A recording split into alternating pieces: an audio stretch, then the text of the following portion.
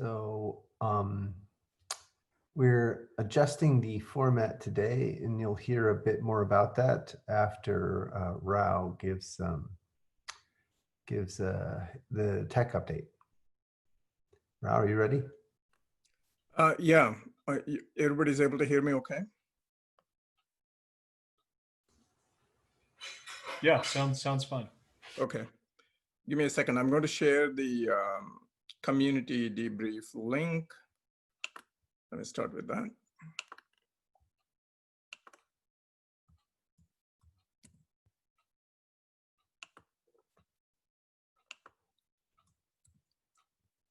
So I put the link to the community debrief update in the chat, and I'm going to share my screen to get going. Okay. You should be seeing now the community update 124.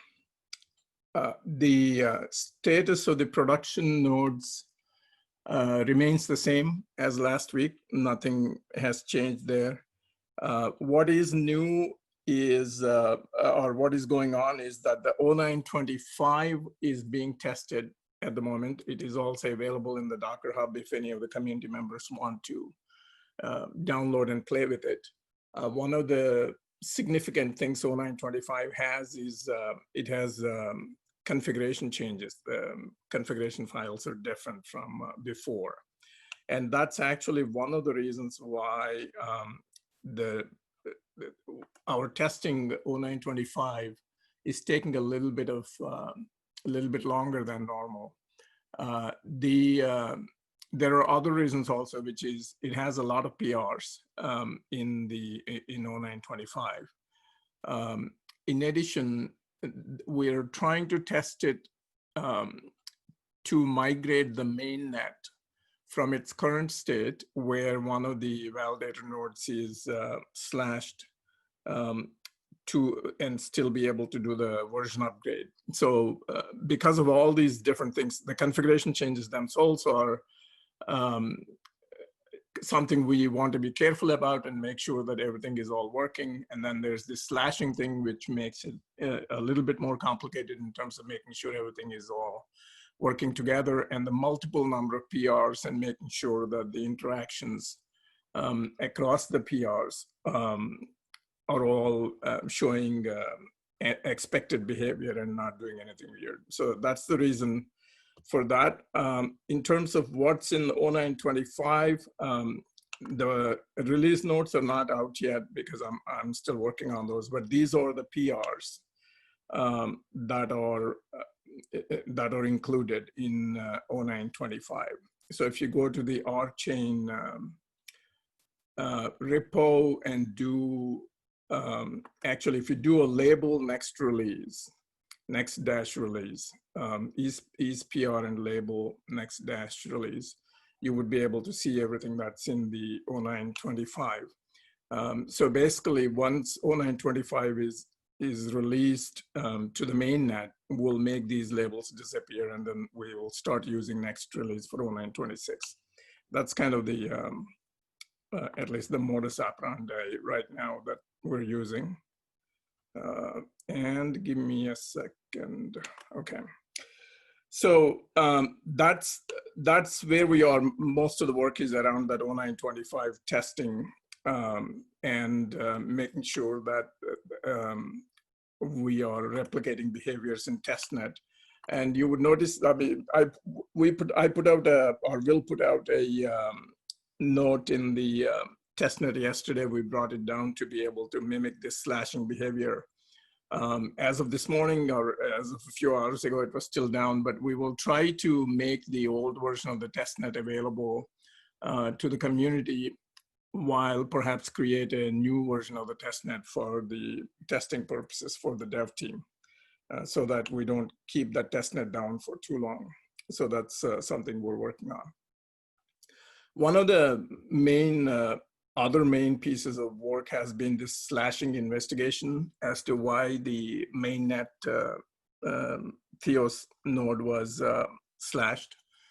And we were working at it from a kind of a generative test perspective before to see like what combination of things may be causing problems. That's how we came up with the malformed try as one of the things that needed to be fixed, which is in the 0926 scope of work at this point in time. That's being still worked on. But meanwhile, we wanted to also see what the validator rewards are, because when the current epoch comes to an end, we'll have to do that accounting for people to say who is owed what from the state revenue. And that actually pointed out that there is an error in the sequence of how things are being applied, the charges and the rewards. So that's probably a more direct source of fixing the slashing bug. So we're going to take care of that also in 0926. That's being worked on as a high priority. So that's there. And so the validator dashboard for rewards is available now, but we're not publishing it yet because it's giving wrong information at this time because of this bug. So that's being worked on. One of the good pieces of news for 0926, couple of the DAG store implementations, improvements, and the caching improvement that Tomislav has worked on, and NotZipper has a part of that. So when we apply all of those, we see that the memory utilization is much, much better. We're able to run the node well under 8 gigabytes right now of RAM. So that's, but again, you'll see that only once 0926 is released. We're still working on different PRs in 0926. So that's, and last week, Greg asked me if I had a date on 0926, and I said, don't know yet. But I think, assuming we get 0925 out this week or early next week, probably 0926 is 3 weeks hence, is my guesstimate at this point in time. That's the rest of the stuff, like this explanation about what last finalized state is. I just left it in there as a reference from many different, many weeks ago. On the SRE piece, we're slowly moving things to IBM, which will save us some money. And we did a onboarding session with Oracle Cloud, and at least they seem to be a little bit more organized than IBM. So that we'll start using them once we exhaust the free IBM resources. But as of right now, mainnet is still running on Google, and it may be doing that for a period of time. But we're trying to move the sandbox and the testnet and the monitoring nodes and things, monitoring instrumentation and things like that over there. Some of the observer nodes are running on IBM right now. So that's, I think, a bulk of it, the bulk of it. And today we have two different demos. We have a demo by Dan Conley about as to how the replacing the backend, not really replacing, but I guess basically, let's say, call it integrating Zulip with RChain as a backend. And then Arthur Grief is going to demo his auction dApp built on top of RChain. So those are the two, but given the change in format, first of all, let me ask, are there any questions on the tech update?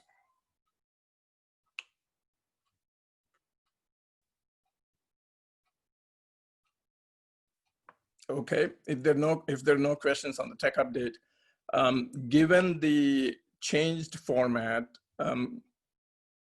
Greg, do you want to have the demos go now? I think Yeah, with, I think we need to have the demos go now. I just want to make sure that we've included space for Dan Connolly's demo, right? Because Dan is yes, we have, at least I was planning on both of those. great. The Theo, we'll have Theo's demo whenever he's ready. He's still trying to debug his app. I guess the question now is who wants to go first, Arthur or Dan? Does either one have a preference? You get Dan. Dan can go first. Okay. All right.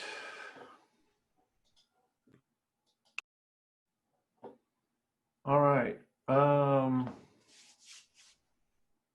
Zulip. All right, audio check. I'm on, right? Yep, we can hear Okay. you. So here we have Zulip on the right. This is a local installation. I will show the punchline first, and then we'll see if there's any time to get into some of the details. I think we have more time for that after this. And then I have a local node here. So what happens is we are talking about the bike shed color. Incredibly important stuff. Should be blue. And then what happens is this little thing here is listening to that got inserted into a database that Zulip uses. And then this piece of JavaScript over here, notice the inserts into the table, and it sort of let it quiesce for a second like that. And then it converted them to Rolang and deployed them. And so, you know, bike shed color, it should be blue amongst a bunch of other database cred, blah, blah, blah. That's a deploy. And then to actually get it to happen, you have to propose. So then the propose is going on here. And there's an on-chain contract that's listening for inserts and updates and stuff like that. So that got inserted into a store on RChain. So if one were, so that's the functionality. Just a tiny bit of behind the scenes. Hold all your applause till later. Our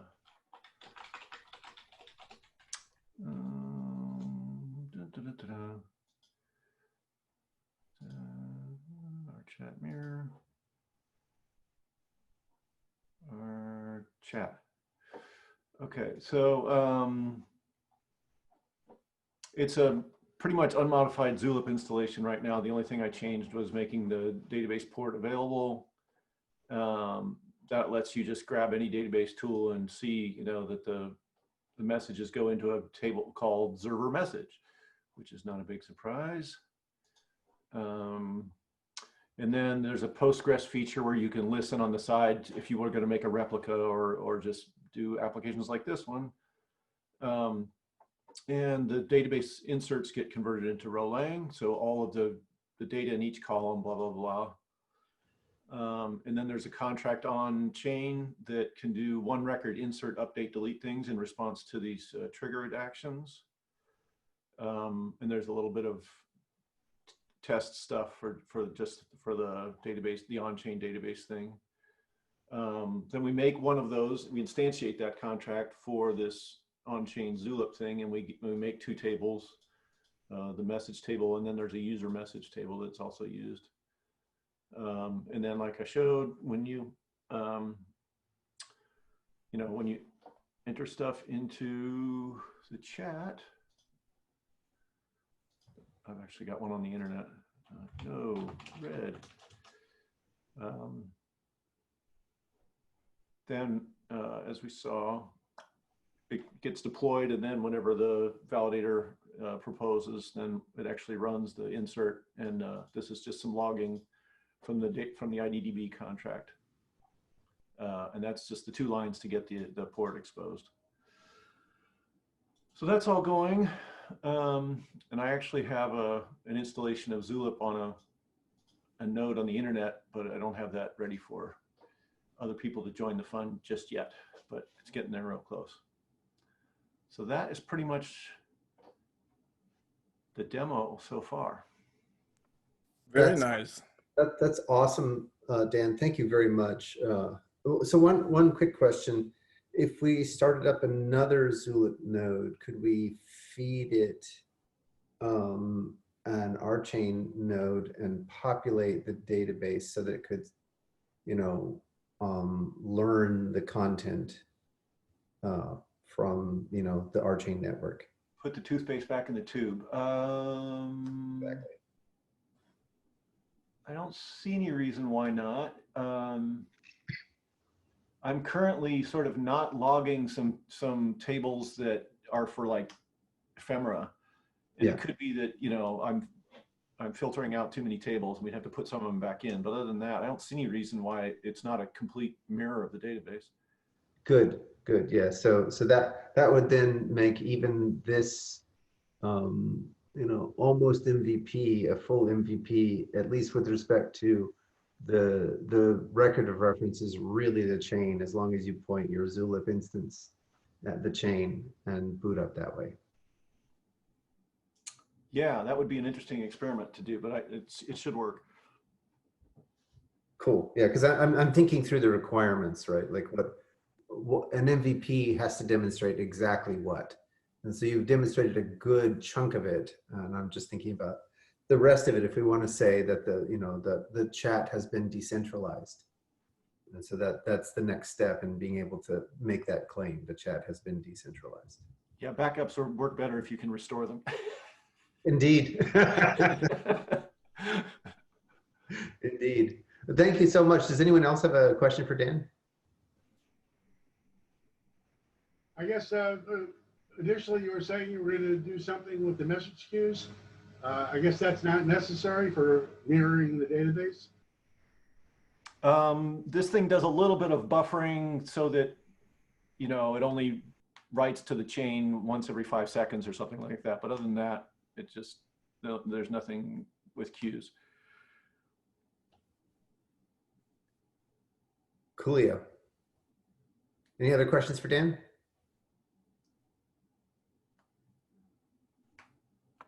Over to Arthur. Thanks again, Dan. Mm-hmm. Excellent. Yeah. Thanks, Dan. Okay. Can everyone see me and see my screen? Indeed. Yes. Because I started a while back just to, you know, it's like my interest is in supply chain.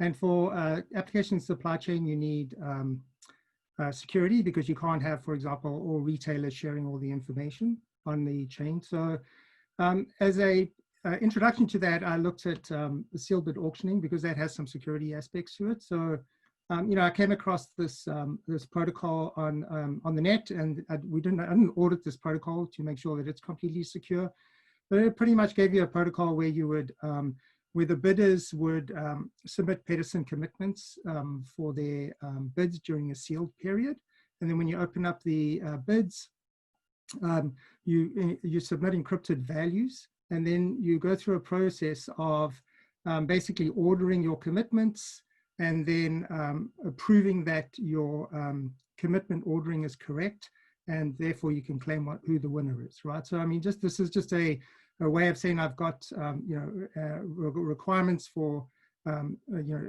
encrypting data in use, and how would it work with RChain. So you know, I have a. When you say order there, is that like highest to lowest or first to last, or? You can, it's highest to lowest, yeah. So you basically order highest to lowest, and then you take the difference between each one of the pairs, and then you basically prove that that's positive, and you create a range proof commitment on that. Thank you. So then I had a look at libraries. So you know, I chose this Rust implementation of Bulletproof. So Bulletproof gives you range proofs and arithmetic circuits. I chose Rust because I really wanted to have a web browser experience, and Rust to WebAssembly gave me that. So in the browser, it's the Rust library converted to WebAssembly to actually create the range proofs. And there's also assembly to do the encryption for the elliptic curve integrated encryption scheme, where you use the auctioneer's public key to do the encryption of the open bids. The Rust library I also implemented a server for, so that it can actually do the verification of the submitted proofs, and it could also create the proof of the winning auction. This was a learning experience. I mean, I deployed a net. I have, you know, the classic, the Bootstrap, 2 validators, and an observer node. This was an incorrect implementation that I haven't fixed yet. So what I did initially was, I tried to think about how I could use a external library with Rolang, and I took the approach that we had with the crypto FFI, but that didn't really work out that well. So what I did then is used Tomislav's HTTP method of calling out from the node into the service, and that's not really working out too well. 2 reasons why it doesn't work out too well is that whenever you create a bulletproof, because it uses random numbers, you have the same inputs, you'll always get back a different proof. So you can't have different nodes doing the same proof and expecting the same value, because you'll get back different values from different nodes, and then you'll get failures. So the next approach that I'll take is that I will have a server doing the listenet node, and then posting one proof to a response node. But essentially, that's the setup. And then I hacked everything because the servers are deployed to the same nodes. You know, the encryption keys for the auctioneers are put into the same nodes and all the rest of it, right? So the implementation, I'll be doing cutting and pasting here. So this over here is, for example, I'll do a horse sale, and I will start the auction, and I do the deploy, and then I do the propose. I hacked so that I could do a propose using doing HTTP and not gRPC, and then I will change that in the future. But essentially this, my contract is managing state of the auction. So right now it's started, and then you can open the bidding. And I'm cutting and pasting on the side because this is a serious hack. So when you open the bidding, you can then post bids. So now I can post a bid, and this post bid will be $100, and I'll post the bid. So when you post the bid, you get $100. And what I've done is I've created a blinding factor. So Pedersen commitments are created using values and blinding factors. And then that will give you the commitment. This is the Pedersen commitment, and then this is the range proof. That range proof and commitment is generated on the client, and then it's sent back to the to RChain, and then RChain calls the crypto server to verify the proof, and you can see that it passed. So we're able to verify the proof, and then the next, we'll just do, for example, Turing for $50. We'll post that. We'll get another random number and the value.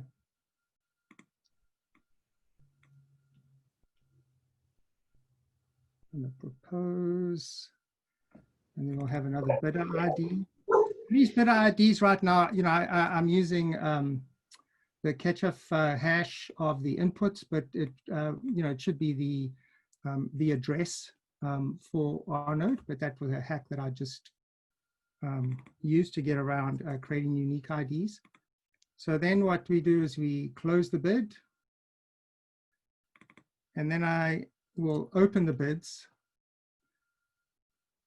So right now, no value for any bid has left the bidder's client. So there's no possibility for the auctioneer or the platform to know about it. So then I open the bid, and I put $100. It's this is the random number here. So when I open the bid, at the moment the encryption that I send over is not a homomorphic encryption. So I actually have to look at the particular values in the crypto server when I do the ordering. But if it was homomorphic, we could use different ways of doing the ordering over encrypted data.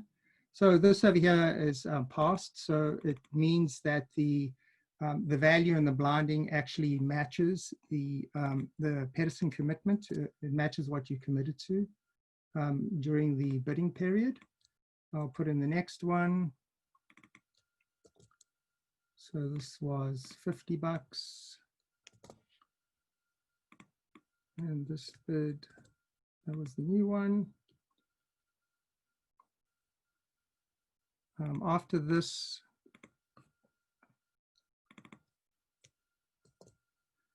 I will end the auction. And then so this also passed over here. And then I'll end the auction. When I end the auction, the crypto server will do the ordering, calculate the differences, and then do the proof that it will commit to all the differences between the values, and then it will do the proof that that's all positive. This over here is the highest is DEA, and that was, this one over here was the highest. That's the end of the demo. I'm glad I went first. I wouldn't want to follow that.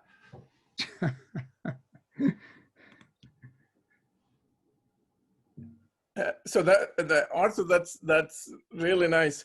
I was a little bit confused. Maybe it's a UI issue towards the. So what I was expecting after entering the 50 and the 100 was that you would hit a button. Let's say the person that's actually holding the auction or bid, and that you would see the two of them showing up one below the other in a list. But I guess you were basically trying to say that you can verify, you searched for 50 and 100 separately, which the person holding the auction would not know what the prices were. But you were just trying to say that they would show up even though the bid values are remote. I mean, what was the point of that piece of the sequence?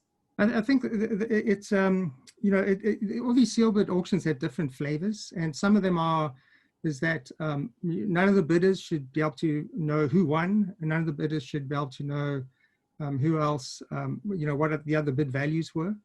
Mm-hmm. You know, so the way that, you know, I stopped at this point where, you know, I had the proof and I know what the commitments are, and I didn't, you know, write any code to allow a bidder to come in and actually, I mean, well, the bidder can come in and verify. Let me see, am I still sharing screen? Let me share the screen again. No, you stopped, yeah. You stop sharing screen. I mean, what I mean, allow, you know, someone to come in and verify that, you know, if you put in the auction, you can verify the auction. You know, you can independently verify it in terms of you can get all the data off the chain and go and, you know, verify that everything was correct. I see. But, you know, this verification would give you the ID of the bidder that won, but it wouldn't say anything else. But this ID, you would only be able to see if it was your ID, right? So you would know that you won, but you wouldn't know who else won. Right. Right. But it's like I said, it's different flavors, right? Some organizations do need to share the values, you know, but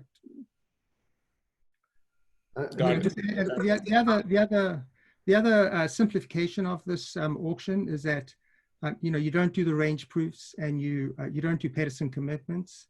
You can just do you know, some hash with a random number of the bid, and then on the opening you can just recompute the hash, and then you could just leave it at that.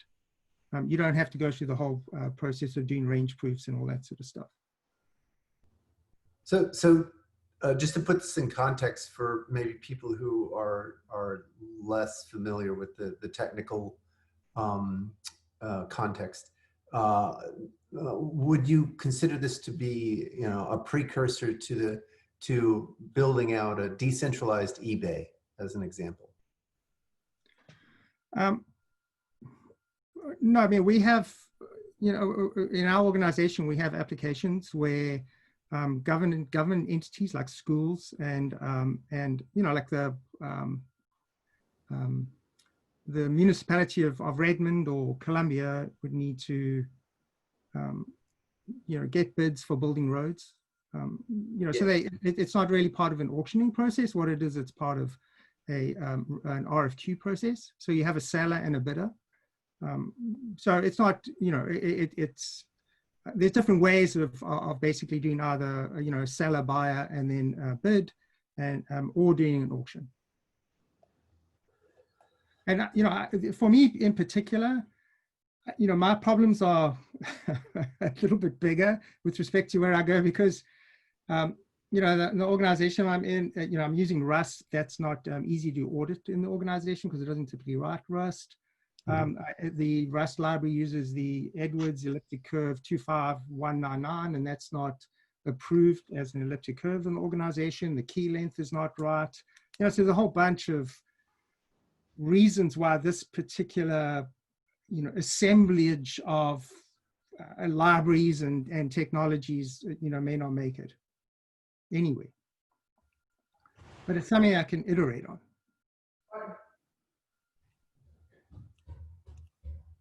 Sounded like you had a problem with the HTTP extension because it would repeat the encrypt operation and get different answers. So Yes.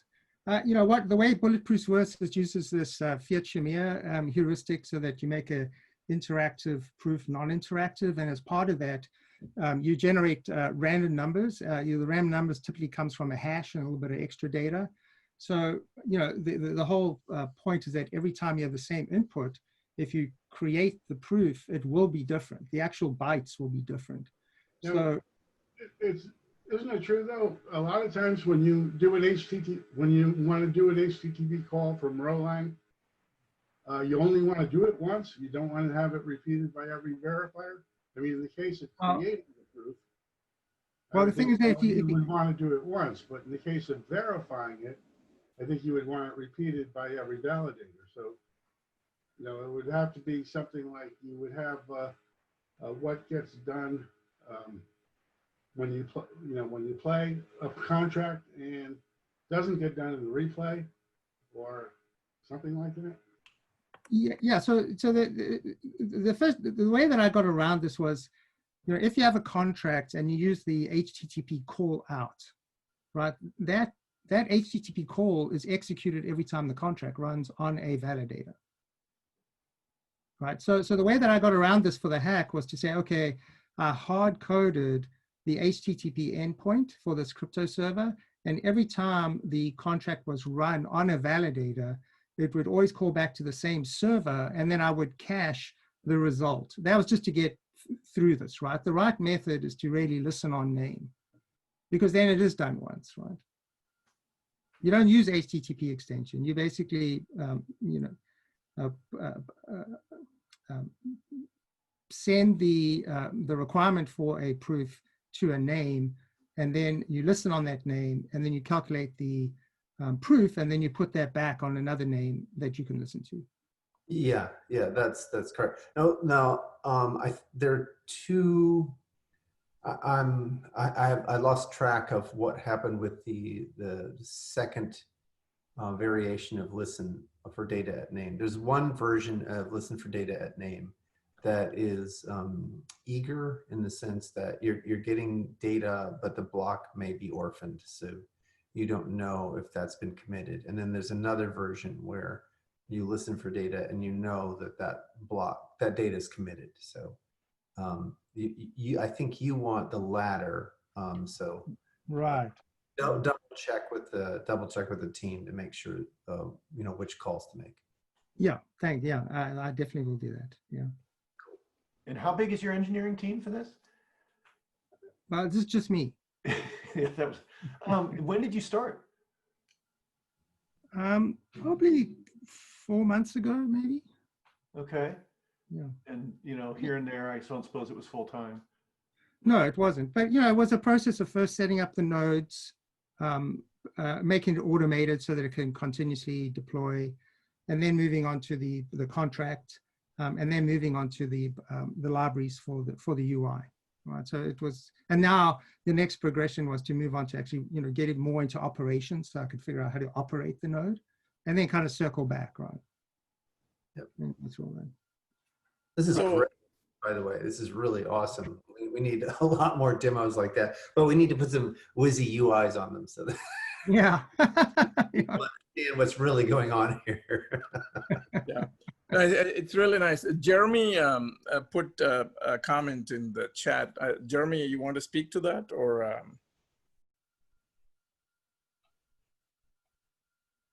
He's saying he gave an example, or he can't speak at the moment, but he's saying he gave an example of in burning fake news using something similar to this, and many applications he's saying for this kind of technology in OTC financial markets. Sure. And as you know, like things like aggregating and averaging bond bids for financial bond sales and things like that. So because we know a few months or years ago, there was a scandal there about how the different companies are basically colluding to manipulate the prices. And I guess this sealed bid, where nobody can know what's being bid, can help that kind of a problem. Yeah. So. Yeah, there's also a push, it's not, you need to have encryption at rest, encryption in transit, and encryption at use now. So there's a lot more of that coming out, right? Mm-hmm. I mean, even in AI with logistic regression, both IBM and Microsoft, they all have libraries now to do regression over encrypted data. Right, right, nice. So I have a question for both Dan and Arthur. But first of all, thank you both for presenting your work. What then is the feedback from both of you as to what needs to be improved in the node? What are the pain points that need to be fixed? Let's see. I mean, I don't think if it's anything not on the roadmap, right? I mean, performance is always one thing, and then the next thing is, I think it was right now to put together everything is a lot of back and forth on the Discord, which is great because people are super responsive. But there often isn't one place to go to actually. So just improve the documentation. Yeah. So that, okay. Yeah, because in the end you find it all out, right? Or it gets fixed. So, but it's just sticky right now in order to have one way of seeing things, right? Of doing things. Yeah. Mm-hmm. Well, it doesn't have to be one way, but a few ways. Yeah, I know you had to pick up some pieces from Tomislav, some pieces from Raphael to get through your configuration and get ready to do the pieces that you were doing. Yeah. So yeah, like I said, for me, it's all about can it be done, right? And then is it hard? And if it can be done, then that's great. That's a wonderful attitude. Dan, any thoughts on your side about improvements to Node that would have made your job easier? I definitely had a bunch of pain points, but some of them turned out to be like, JavaScript module growing pain. But like the biggest thing I spent a bunch of time on was I forgot to, I read a key in from storing it on disk, and the way that I read it, it made bytes out of the stuff that I put on memory on disk, but it didn't decode the hex. So I had the wrong key, and I was like banging my head against that, because I would deploy and it would say, yes, your thing deployed. And then it would say you're out of money. And I'm like, I just put the money in the account, but I'd put the money in the wrong account, so. Understood. Yeah, there is one thing, that I'll be bringing up as we, in the education discussions thing like that. And that is, like I've said this before, but in the Casper folder, there's a really good unit testing framework for testing your contracts. And it'd be really nice to have that so you could put it into your own, CI/CD pipeline for testing contracts. And I think that's really the only thing that I really would have liked. Okay, that's good. That's a good feedback. Yeah. Awesome. Well, thank you. Yeah, thank you both.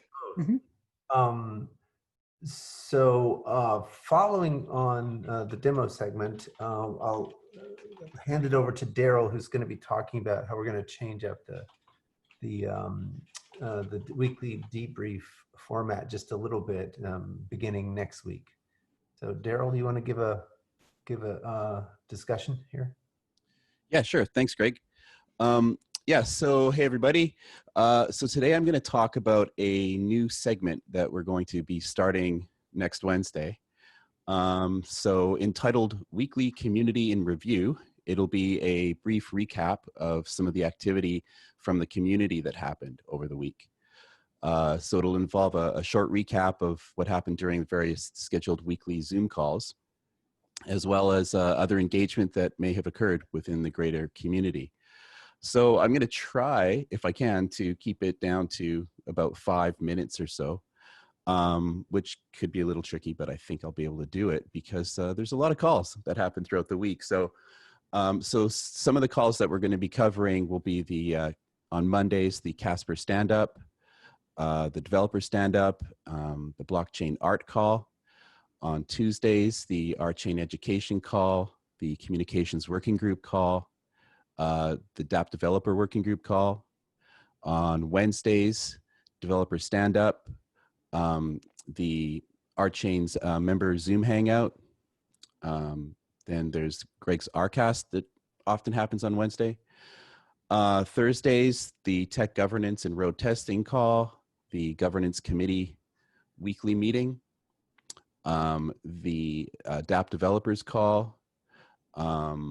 On Friday, the RChain developer stand-up, the climate and coordination RCast, and Ian just put the vegan cooking workshop. No, not the vegan cooking workshop, although that sounds like fun. But anyways, yeah, so with the brief recap of these calls and other community debrief content, we'll be putting together a weekly newsletter that gets mailed out to the email list of all the people that signed up on the form at the bottom of our website, as well as the various co-op social media accounts. So, so it'll all be kind of condensed into a newsletter that's going to get sent out. So yeah, so that's basically it starting next Wednesday. And if anyone has any further thoughts on this, or if I missed a call, you can hit me up on Discord or post it to the members channel. So yeah, any questions? I think that's going to be a great way to keep everyone up to date on what's happening in the co-op. So I'm looking forward to that one. Indeed. Cool. So one of the things that we've been talking about internally a lot has to do with I've been using this metaphor of the televised media to think through some of the challenges that we have with respect to communicating about RChain, both to the community and to people who might be joining. So the community debrief is obviously a serial, right? And so people who've been watching for several seasons, they're kind of up to date on what all the issues are and how they relate back to the beginning of time and how they relate to where we're headed. But people who are coming in for the first time, it's a lot of material, and even if you had previously on RChain debrief, it would still be difficult to navigate. And when you think about television shows, then frequently you also get variants, right? So you have specials, which are intended to be more self-contained, and you get movies, which are also intended to be a bit more self-contained. And so I think we need to begin contemplating, sort of the release of special. So our cast is intended to be some of that, but it has a tendency to slip into a little bit of, you know, serialized contextuality to you know, borrow a term, just in the sense that it's you know, making assumptions about the context that people are listening to those RCasts in. So one thought that came up last time, or in the last call, was as new features come out, to do sort of a special on the features. So, you know, give a recap of, you know, what's necessary to know in order to understand the feature, and then talk about what the feature is. So, for example, with the oncoming last finalized state, it was very useful, I think. Someone yesterday said, I'm going to ask a dumb question, what's last finalized state? And so when we talked it through, it turned out there was more than one person who didn't quite have a picture of what that feature is about and why it differentiates RChain. So so the thought is that as the new features come online, to go ahead and do a communication that's self-contained about the features, and you know, maybe do some longer form communications, you know, that we would have been doing, say, in the context of a conference, but we're not quite in conference territory right now with COVID and other things. So some longer form communications that really spell out RChain. So I just want people to be aware that we're thinking through these kinds of things, and trying to borrow from Hollywood, which has been one of the, you know, for better or for worse, has really done an exploration of a lot of the different communication forms. Are you laughing at my comment? I am. I knew it. When you said that just now, I thought I should put that in there, because I just remember you saying that, and actually I've taken that into a number of other situations in my life when I'm working with other people on music or something else, and I'm afraid to ask, and then I think, well, we're here to work together, you know, so yeah, exactly. it's important. Exactly. And yes, Dan, you're right. There is a thing called the web, but I'm finding that, you know, even with the web, it's that doesn't invalidate the sort of Hollywood model of communication. Hollywood still has lots and lots of viewership, and it's just learning how to navigate all the different media forms, so that people, you know, people can find their way into RChain. Sure. I just think the actual audience for last finalized state is quite likely to type it into Google and expect to get an answer. Yes, that's one audience, but there's another audience that I'm considering, which is, you know, people who've never heard of RChain before, who'd like to understand what RChain is all about, and in particular want an entry point, which is why is RChain different from Ethereum, right? And last finalized state is a really good example of how RChain is different from Ethereum, and RChain is different from Bitcoin.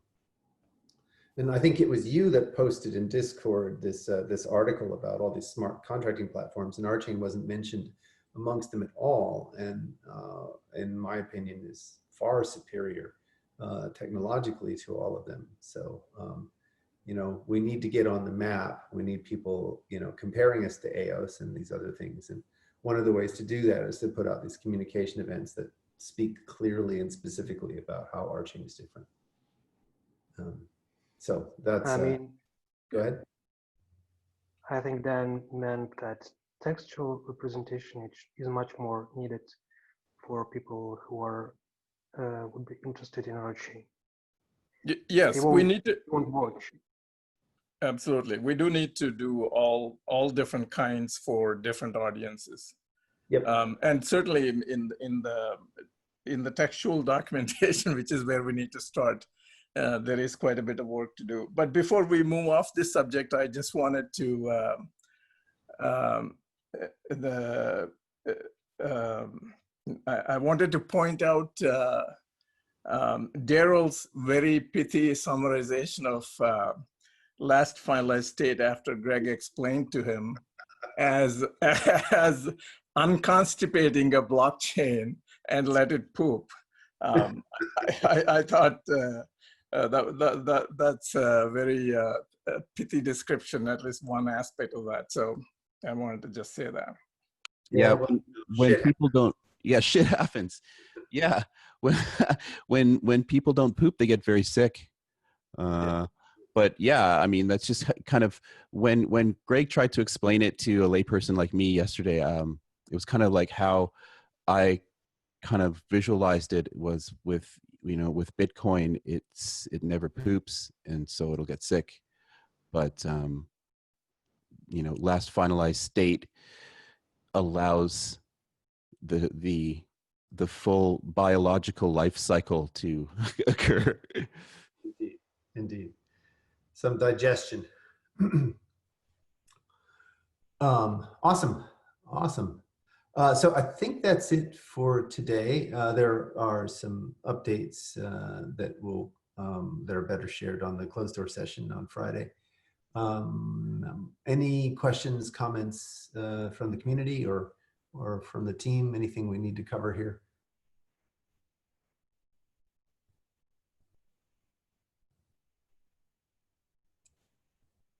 Very good. Thanks to all, and especially to Dan and Arthur for the wonderful demos. And everyone stay safe, and be seeing you next week. Take care. Thanks. Thank you. Everybody. Ciao.